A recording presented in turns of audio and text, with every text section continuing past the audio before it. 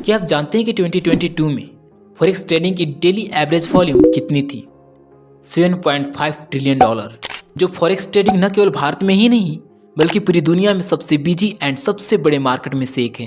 वैसे में आज बहुत सारे लोग फॉरेक्स ट्रेडिंग करते हैं, बट उन्हें ये पता नहीं होता कि फॉरेक्स ट्रेडिंग क्या होता है, ये कैसे काम करता है, करेंसी पेयर्स क्या होते हैं एंड सो मोर। वैसे में एक ट्रेडर के लिए ये वीडियो बहुत ज़्यादा इंपॉर्टेंस होने वाला है, तो आप इसे मिस मत करना। So let's begin. Number 1, what is forex market? Forex word दो वर्ड से मिलकर बना है, फोर एंड एक्स। फोर का मतलब होता है फॉरेन एंड एक्स का मतलब एक्सचेंज। इसे हम forex market, FX market and currency market भी कहते हैं। आपने स्टॉक मार्केट, शेयर मार्केट के बारे में तो नाम सुना ही होगा। यहाँ पे हम किसी भी कंपनी के शेयर में पैसे लगाते हैं और अगर कंपनी का ग्रोथ होता है तो हमारे पैसे का भी ग्रोथ होता है, और अगर कंपनी का लॉस होता है तो फिर हमारे पैसे का भी लॉस होता है। बट ये चीज़ फॉरेक्स में बिल्कुल भी डिफरेंट है। फॉरेक्स ट्रेडिंग में लोग करेंसी में पैसे लगाते हैं। चलिए मैं आपको एक एग्जांपल से समझाता हूँ कि आखिरकार फॉरेक्स मार्केट काम कैसे करता है। मान लीजिए आपको इंडिया से यूएसए जाना है और आपके पास इंडिया की करेंसी रुपीज़ है, तो ये करेंसी यूएसए में तो नहीं चलेगा क्योंकि वहाँ पे डॉलर्स चलते हैं। जब आप किसी भी सामान को इंडिया से यूएसए खरीदने के लिए जाएंगे तो क्या आप वहाँ से खरीद पाएंगे? बिल्कुल भी नहीं, क्योंकि वहाँ पे डॉलर्स चलता है और वहाँ पे किसी भी चीज़ को खरीदने के लिए आपको डॉलर्स पे करना होगा, तब जाकर आप किसी भी चीज़ को यूएसए में खरीद सकते हैं। सपोज कीजिए आपके पास इंडियन करेंसी 4 लाख रुपए है और आप उसे चाहते हैं डॉलर में एक्सचेंज करने के लिए, और अभी एक डॉलर का वैल्यू 80 रुपये है। इस हिसाब से 4 लाख को इंडियन करेंसी को डॉलर में एक्सचेंज करेंगे तो आपको $5000 मिलेंगे।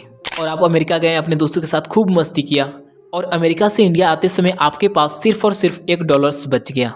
अब आप किसी भी चीज़ को खरीदने के लिए इंडिया में डॉलर्स नहीं दे सकते, आपको उन डॉलर को रुपीज में एक्सचेंज करना होगा, तब जाकर किसी भी चीज़ को खरीद सकते हैं इंडिया में अब। और यहाँ पे आपको आते समय पता चलता है कि $1 का वैल्यू बढ़कर 83 रुपीज़ हो गई है। तो उन $5000 को 83 से मल्टीप्लाई करेंगे तो 4,15,000 रुपये आपको मिलेंगे। तो आपको यहाँ पे 15,000 का प्रॉफिट मिला। अगर हम इस प्रोसेस को देखें तो पहले हमने इंडियन रुपीज़ को डॉलर में ख़रीदा एंड जब रुपीज़ का वैल्यू बढ़ गई तो उन सारे डॉलर्स को हमने इंडियन रुपीज़ में एक्सचेंज कर दिया, तो हमें कुछ प्रॉफिट्स मिला। तब हमने उन सारे डॉलर्स को बेच दिया और उस रुपीज़ को खरीद लिया। इस बार जो हमें पैसे मिले वो हमें बढ़कर मिले, जिसमें हमें 15,000 का प्रॉफिट हुआ। तो इस प्रोसेस को ही हम फॉरेक्स ट्रेडिंग कहते हैं, एफएक्स ट्रेडिंग कहते हैं एंड करेंसी ट्रेडिंग कहते हैं, जिसमें हम करेंसी पेयर में ट्रेड करते हैं। तो करेंसी पेयर आपको शायद समझ में नहीं आ रहा होगा, तो चलिए हम इसे नेक्स्ट पॉइंट में समझते हैं। एंड हमारा सेकेंड टॉपिक है करेंसी पेयर। करेंसी पेयर दो कंट्री के बीच होता है। सबसे पहले हम करेंसी पेयर के नेमिंग्स को जानते हैं। इसका नेमिंग कैसे होता है? एक साइड मेरा कंट्री है एंड एक साइड मेरा करेंसी है। सबसे पहले हम अपनी कंट्री इंडिया को ही लेते हैं, तो हमारे इंडिया का करेंसी है रुपी, तो इंडिया के फर्स्ट 2 लेटर्स IN लेंगे एंड करेंसी का फर्स्ट लेटर रुपी है। इंडिया का यहाँ पे रुपी होता है तो रुपी R लेंगे, तो इस प्रकार इंडियन करेंसी का नाम होगा INR। उसी प्रकार हम लेते हैं यूनाइटेड स्टेट, तो यूनाइटेड स्टेट के first letter U and state के फर्स्ट लेटर S को लेंगे एंड यहाँ पे US हो जाएगा। एंड यूनाइटेड स्टेट का करेंसी जो होता है डॉलर होता है, तो D को हम यहाँ पे लास्ट में ऐड कर देंगे, तो यहाँ पे हो जाएगा USD, जो ये रिप्रेजेंट करता है कि अब ये करेंसी जो है US का ही है, USD। उसी प्रकार हम लेते हैं ग्रेट ब्रिटेन को, तो इसका first letter G and Britain का फर्स्ट लेटर B को लेते हैं एंड ग्रेट ब्रिटेन का वहाँ की करेंसी जो होता है पॉन्ड होता है, तो लास्ट में P को ऐड कर देंगे तो GBP होता है। एंड इसी प्रकार जापान को लेते हैं, तो जापान का फर्स्ट लेटर J एंड बीच का सबसे बड़ा लेटर P को लेंगे, तो GP मतलब जापान हो गया, और वहाँ का करेंसी होता है N, तो लास्ट में Y को ऐड कर देंगे। कंट्री वाइज करेंसी का नेमिंग होता है। फॉरेक्स ट्रेडिंग जब भी हम करते हैं तो ये दो करेंसी के बीच होता है, और यहाँ पे करेंसी भी दो तरह के होते हैं, एक होते बेस करेंसी और एक होते कॉट्स करेंसी, और इन दोनों का नाम अलग अलग होता है। तो चलिए हम इसे डिटेल्स से जानते हैं। हम 2 कॉलम्स लेते हैं और एक साइड लिखते हैं बेस करेंसी एंड एक साइड लिखते हैं कॉट्स करेंसी।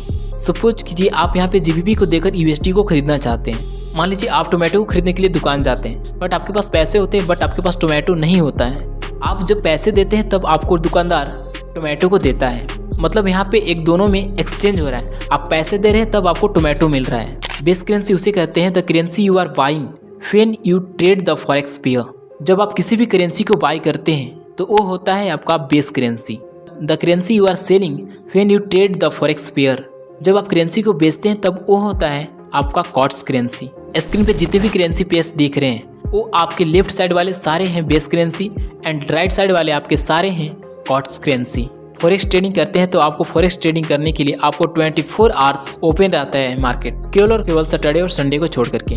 तो उम्मीद है कि ये वीडियो आपके लिए बहुत ज़्यादा इंपॉर्टेंट लगा होगा, तो इसे अपने दोस्तों के साथ शेयर करना ना भूलें। एंड अभी तक हमारे चैनल को सब्सक्राइब नहीं किया तो ज़रूर करें, क्योंकि इस चैनल पे केवल और केवल स्टॉक मार्केट, फॉरेक्स मार्केट और शेयर मार्केट के बारे में ही नॉलेज दी जाती है। एंड जल्दी मिलते हैं नेक्स्ट वीडियो में। बाय।